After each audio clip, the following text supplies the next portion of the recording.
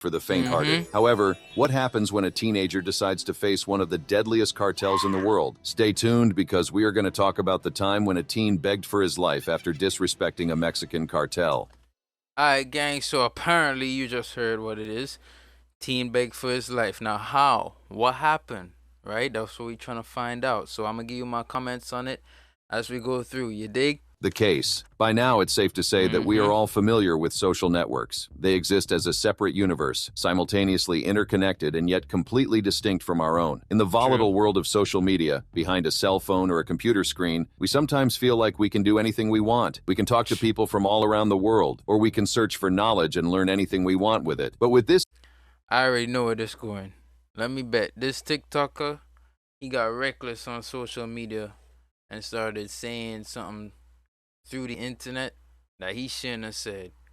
Internet boom and social media phenomenon came the so-called internet influencers. Those are people who use this virtual world and its devices to get attention and fame and become real celebrities in this media. We often see it happening on Instagram, Facebook, YouTube, and most recently TikTok. On all of those platforms, we have viral videos of all kinds and for all tastes. However, it's not a surprise to anyone that there are some people who sometimes go a bit too far on their quest for fame. For instance, there are always those who do dangerous things in front of a camera to get the spotlight, like putting themselves at risk in extreme situations. But when I say that, I'm not only talking about adventurous influencers who do things such as play with wild animals or practice crazy and adventurous sports. I'm also talking about those who make simple but provocative statements. Nowadays, we can see how words are in themselves a powerful weapon. With them, we can express our ideas and opinions. And there's nothing wrong with that. The problem begins when people start playing with fire and end up crossing a limit. And one thing is clear, to say that to challenge and tease one of the biggest and most powerful cartels in Mexico is crossing a line is a massive understatement. And that's exactly what a teenager has done in June last year. On his TikTok profile, the young man insulted none less than the drug lord Nemesio Ruben Oseguera Cervantes, mostly known as El Mencho.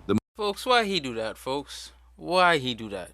Most wanted man in Mexico at the moment. El Mencho is the boss of the deadliest cartel in Mexico nowadays, the Jalisco New Generation Cartel, or CJNG. The teenager, who didn't have his name revealed, first posted on his TikTok a video offending the drug kingpin and calling him names. In the clip, which is now private on the platform, the teen stars affronting the cartel boss while resting on a lamppost. In Spanish, the young man reportedly said, "Listen well, you son of a b***.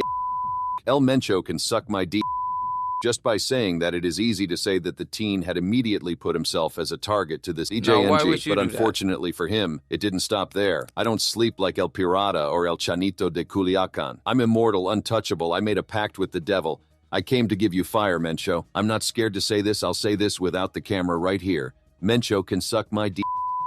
The reason behind the teen's decision to make and publish such a video is unknown. All we can do is presume it was all indeed to sell off an image of himself as a badass, challenging the cartel and El Mencho just for the sake of it. What we do know is that shortly after that, the young man posted another clip on the online platform, but this time a very different one. In the second video, the teen presumably seems regretful for what he said before, and apologizes to the cartel boss, begging for his life. "I'm sorry for what I said. I was not well. I was not conscious of what I was saying. It was wrong that day. I woke up stupid.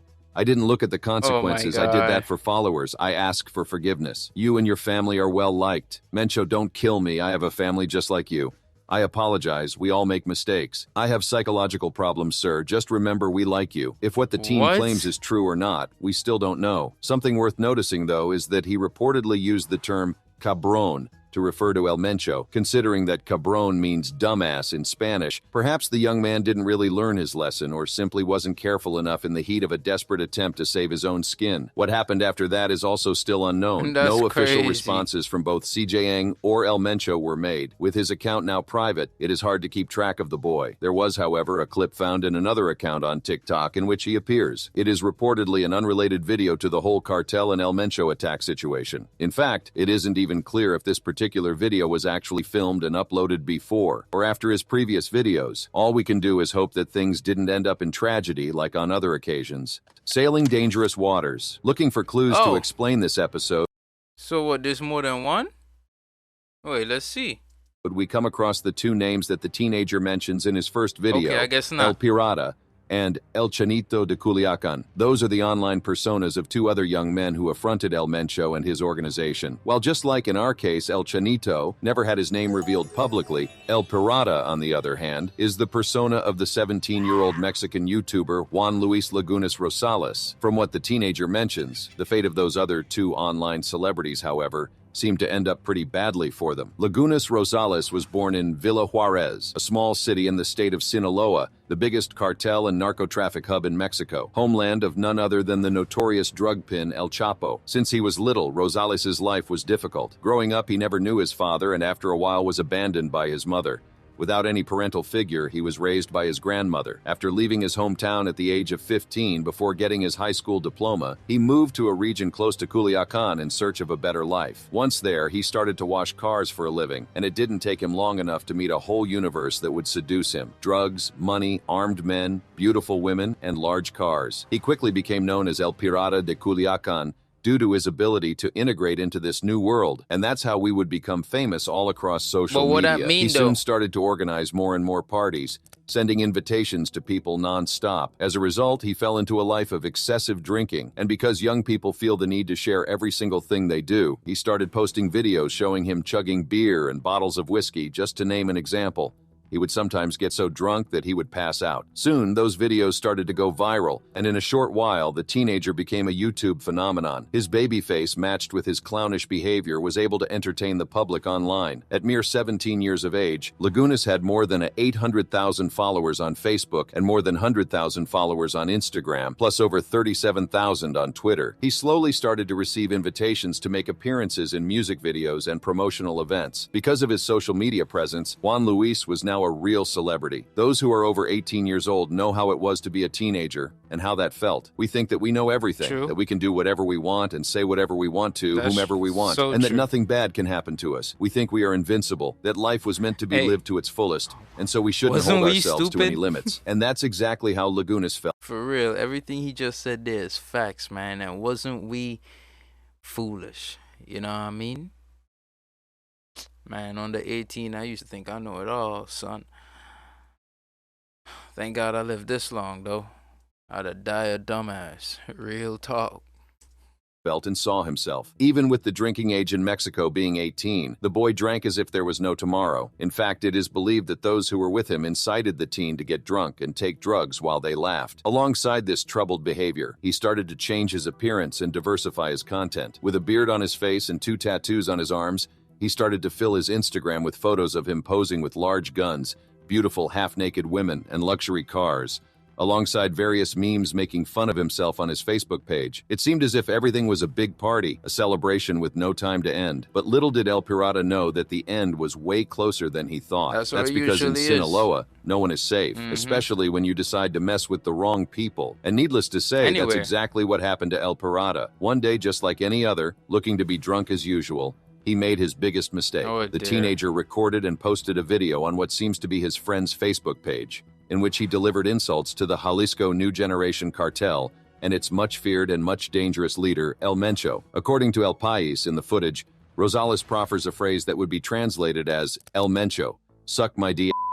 And that was enough to seal his fate. On the night of December 18, 2017, El Pirata and his friends were partying at a bar in Jalisco called Los Mentados. Why would you say that, He even bro? kept calling out to his followers to join him that night. In his last Instagram post, we wrote, "Is this pisteada going to be done or not? Get relief. Escape to the Atmenta too." Little did he know that that night was going to be his very last. At around 11 p.m., a group of armed men burst in and started firing at the young lad. According to the general attorney of Jalisco, Raul Sanchez Jimenez, Juan Luis died on the spot, getting hit with 15 shots. Authorities were able to recognize him by his tattoos, a pirate on one arm and a tiger on the other. As obvious as it may be, to link the CJNG to this attack, the identities or motives of the ones responsible were never revealed. What is known is that El Pirata's death joined the statistics, proving with numbers what the Mexican population has to put up with every day. In the first 10 months of 2017, 20.878 murders were registered in the country, an average of 69 murders a day, or about 3 3 murders every hour. It is one of the What? bloodiest records in Mexico, which shows how dangerous the country can be for anyone, Bro, especially for a what? teenage boy recklessly searching for fame at any cost. However, Juan Luis indeed showed signs of wanting a change. In an interview with Pepe Garza, a radio host and producer, in July 2017, Pero cuando te dice peligroso,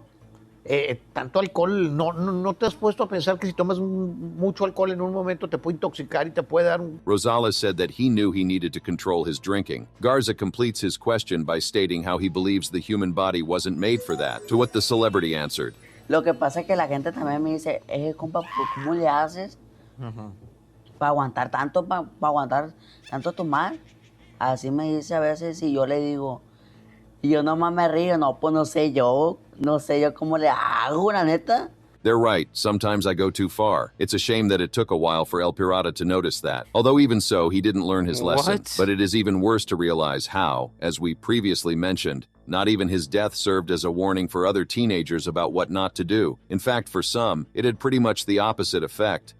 A careless way of living. Alongside El Pirata de Culiacan, the unknown teenager from our first video also mentions that he doesn't sleep like El Chanito de Culiacan. El Chanito de Culiacan is considered by many to be the counterpart of El Pirata, maintaining with him a rivalry in social media. While his real name has never been revealed publicly, he Why would gained they do fame in that? social media for posting similar... You guys, so far, hold on. Let me check the speed of this.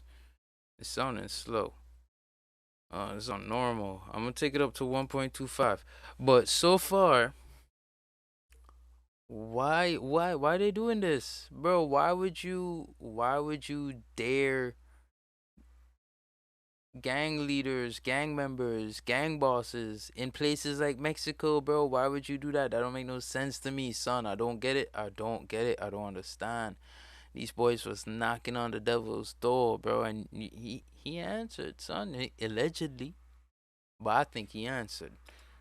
Content to El Pirata de Culiacan. In his videos, he advocates organized crime and exalts narco-culture, and also likes to show his lifestyle by simply joking around and interacting with his friends and followers online, mostly on YouTube and TikTok. However, everything changed on January 4th of 2018. That day, a video was published on social media featuring El Chanito, armed with a high-caliber assault rifle, exclusive for the army, alongside a young child with his face covered, also carrying a weapon. The video, now removed from YouTube, is very short and only lasts about 31 seconds, but it is enough to cause quite some damage. On it, he uses the same expression used by El Pirata, saying that El Mencho can suck his D. However, shortly after that, it seems like the young man returned to his senses, or at least remembered what happened to his former rival, and issued an apology to the drug kingpin. The very next day, El Chanito appeared once again, now wearing his normal clothes, and published another video apologizing to El Mencho. "Excuse me, dude Mencho, I was very drunk and wasn't in my senses. I am sorry, my respects to the old man." What left his followers worried is that after this video, the influencer didn't star, and didn't publish any more videos on his social media profiles. That was enough for his fans to speculate that he would have suffered the same fate as his rival El Pirata. Speaking of which, this wasn't the first time rumors claimed that the YouTuber was dead. In July 2016, the rivalry between El Pirata and El Chanito was in full force. Back then, El Chanito broadcasted a video where he mocked the excessive way El Pirata ingested alcohol, as if it was a desperate way to gain followers. Days later, El Pirata answered him in another video, challenging him to a duel while holding a knife. "If you want to find me, you know where to find me." After that, rumors that El Chanito was murdered by hired assassins began to spread across the web, but were soon retracted by the media. And as we just mentioned, history repeated itself after the El Mencho episode. For a while, followers thought that their icon was gone for real. After all, one thing is a clash between two social media influencers. Threatening the most dangerous and bloodiest drug cartel in Mexico is another totally different and much more treacherous thing. It was more than a year and a half after that, in August 2019, when the YouTube channel Margarito Music Official published a video revealing where El Chanito was supposedly located. According to one of the channel's hosts, the young man was in a rehabilitation center in Culiacan. In the video, the YouTuber says he has decided to leave the addiction. He needs professional help. He is fine. He is in good health. He is recovering. Maybe he hit rock bottom and said that he was going to give up that addiction, that he was going to regenerate himself. And apparently in the end, it really seems like El Chanito learned his lesson. According to this same YouTube channel, Chanito got out of rehabilitation and is now taking it easy. The latest video on the channel about him claims that the young man is now married and living with his wife away from the city. Apart from that, with the rise of the TikTok platform, videos featuring El Chanito are still being published there. The content is divided into shorter versions of older videos and most recent ones, where we can get a glimpse of what and how he is doing, or whenever he appears to give a shout out to his fans. From what it seems, he even has a daughter right now. But before we go on and get a better glimpse at who El Mencho and his gang are, there is one last case worth mentioning that helps explain to us. I guess somebody got away. But we got More than half the video left to go, son. So let's see what's The happening. seriousness of the cartel situation in Mexico and how social media can be a treacherous place. In the world of narcos, no one is safe, not even little kids, who instead of enjoying their childhood going to school and just being children, are being recruited by drug gangs to follow their bloody path. In August 2019, a video of an 8-year-old boy insulting El Mencho while holding a rifle appeared online. In the footage, the boy uses a lot of profanity and curse words to refer to the drug cartel leader. It quickly becomes clear that the kid is being exploited in criminalistic ways. What the boy said could be translated to, "Look here, Mencho mother, we're gonna take away your just so you can see who R5 the grandee is. Hey, Poppy, I can have you killed, Those guys that you employ can suck my d.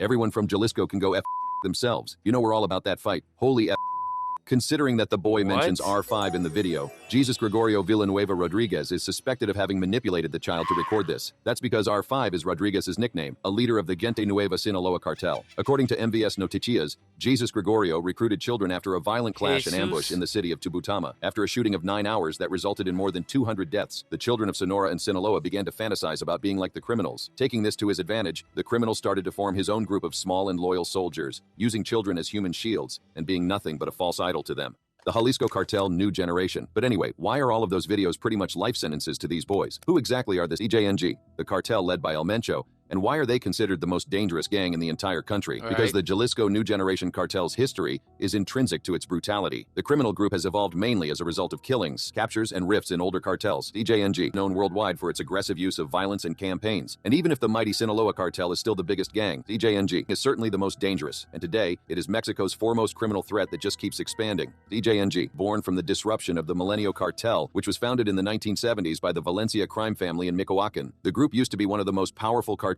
in Mexico financially, and had its influence maximized by being a major ally of the Sinaloa cartel. In 2009, however, the leader of the Milenio cartel, Oscar Orlando Nava Valencia, known as El Lobo, was captured. Shortly after that, the target was Sinaloa's cartel boss at the time, Ignacio Coronel, or Nacho, who was killed in July of 2010. As a result, the powerful Milenio cartel broke into two smaller and rival factions, La Resistencia and another referred to as Torcidos. The two groups then fought for control of the drug trafficking in the Jalisco region. The Torcidos became what is now the CJNG, the successors of Sinaloa's cartel network in the Mexican state. To stand out from its rival groups, the Jalisco cartel had devoted itself to one simple goal: be the most brutal and violent cartel in all of Mexico. In order to achieve this spine-chilling title, the group is always showcasing its firepower. They dress in army-style uniforms and don't shy away from showing their heavy and military-grade weaponry. Their arsenal is filled with weapons such as assault rifles with grenade launchers and heavy machine guns, such as a powerful .50 caliber sniper rifle. All of this structure helps to associate the group with the use of extreme violence. On the group's rise to fame and power, homicides, forced disappearances, and discoveries of mass graves went sky high. The list of homicides, attacks, murders, massacres, and tortures just goes on and on and on. There are actually so many tragic episodes that it's hard to keep track of all of them. For example, it was the CJNG who claimed authorship of various massacres that terrorized the Mexican population. Some of them are the Michoacan massacres from April 2012, the Veracruz massacre from September 2011, 2012's Nuevo Laredo massacres, and so on. In addition to that, the cartel is known to use its massive paramilitary resources to bribe authorities. This helps us understand that what really sets them apart from any other cartel isn't really their extortion or brutal violence against civilians. Instead, their willingness and capacity to directly confront and attack the Mexican military itself. With their strategic intelligence and paramilitary power, the Jalisco cartel really consolidated itself as a group that could truly put up a fight and plan organized attacks against the Mexican government. They are their main target, and that is their main goal, as their records show. One of the single deadliest attacks against security forces in recent Mexican history is one of the biggest examples. In April 2015, the CJNG killed 15 Mexican police officers during an ambush in the state of Jalisco. The group was also responsible for a previous attack in March 2015 that ended killing 5 federal police members. Another attack directed at Mexican officials happened on May 1st, 2015, when the gang members used RPGs, machine guns, and grenade launchers to shoot down a military helicopter. In fact, CJNG's actions are so devastating that the group is considered dangerous enough to be named by the U.S. National Security as a terrorist organization. Additionally, even though not surprisingly, the Jalisco cartel has also been involved in high-profile attacks against public figures and officials. In May 2018, for example, the gang tried to assassinate a former security secretary of Jalisco, Luis Carlos Najera. Most recently, in June 2020, they made 2 bold attempts. First, they tried to kill Omar Garcia Harfuch, Mexico City's public security secretary. Then, a judge in the state of Colima was the target. But this time, the attempt was successful. The judge in question had tried various cases against some of the cartel members and was killed alongside his wife. The CJNG is also known to try to appeal to Mexican citizens with ideological propaganda, trying to sell off an altruistic image invoking solidarity and promising to get rid of other crime organizations in certain regions, such as the Zetas, one of their rivals. This strategy was very very successful during the COVID-19 pandemic. An example was in June 2020, when the group distributed toys to children in communities in the state of Veracruz, an area in which they are fighting against the Zetas. With all that taken into account, it is easy to understand why the Jalisco New Generation Cartel is now recognized as Mexico's most violent and dangerous organization and drug empire, and thus why our unnamed TikToker El Pirata and El Chanito de Culiacan got themselves in life-threatening situations when they decided to challenge the cartel just for a few giggles and internet exposure. Crazy. However, no institution can fully run without the figure of a leader. In the case of the CJNG, we have the man who was the main target of the teenagers we uncovered in this video. With that, one last question remains. El Mencho. Who is El Mencho? As we've already mentioned here, El Mencho is the nickname of the leader of the CJNG, whose full name is Nemesio Ruben Oseguera Cervantes. El Mencho is also considered one of the founders of the CJNG, alongside Eric Valencia, or L85, and Martin Arzola Ortega, L53. All three were former members of the Milenio cartel. The thing is that at its very start, the cartel's economic power was centered around farming, more specifically focused on avocados. The drastic change to the narco trade and substitution of harmless avocados for methamphetamine happened because of El Mencho. Working in the narco business since he was a teenager, El Mencho married into the Valencia family and created an alliance with it that would eventually grow to become the CJNG we come to know today. El Mencho is nowadays considered the most wanted man in Mexico. For any useful information that can possibly lead to his arrest, the U.S. has offered a reward of $10 million,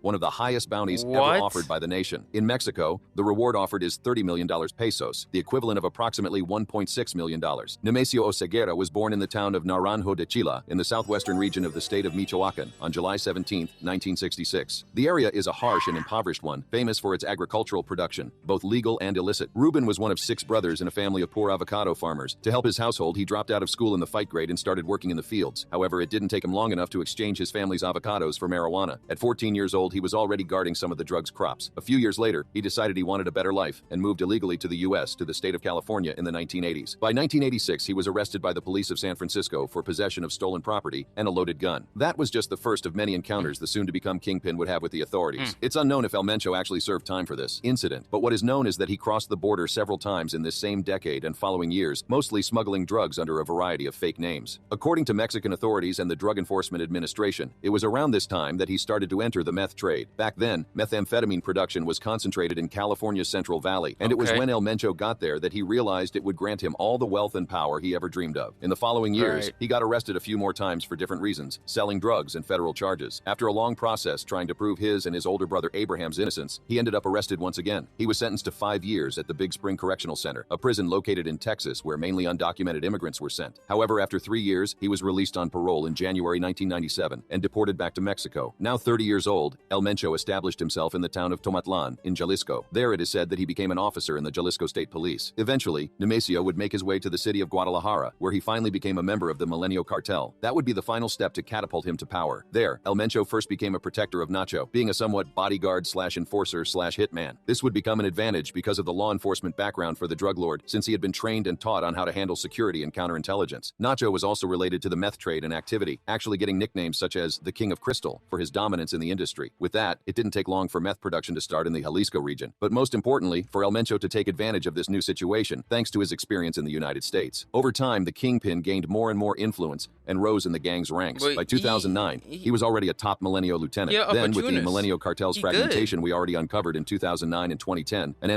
he see opportunities and he take them immediately.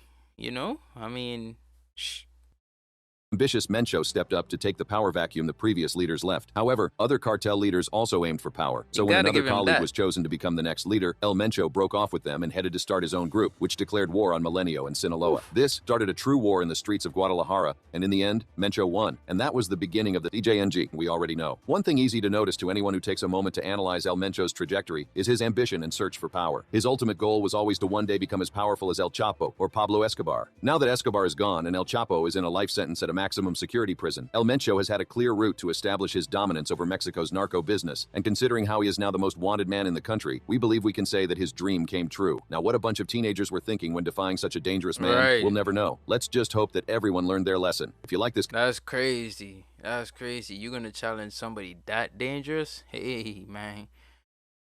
They got some big cojones on them, right? Anyways, yo, thanks for tuning in today. Make sure you draw something, make something, create something. You know what I mean? Have a great day, y'all. See y'all in the next one.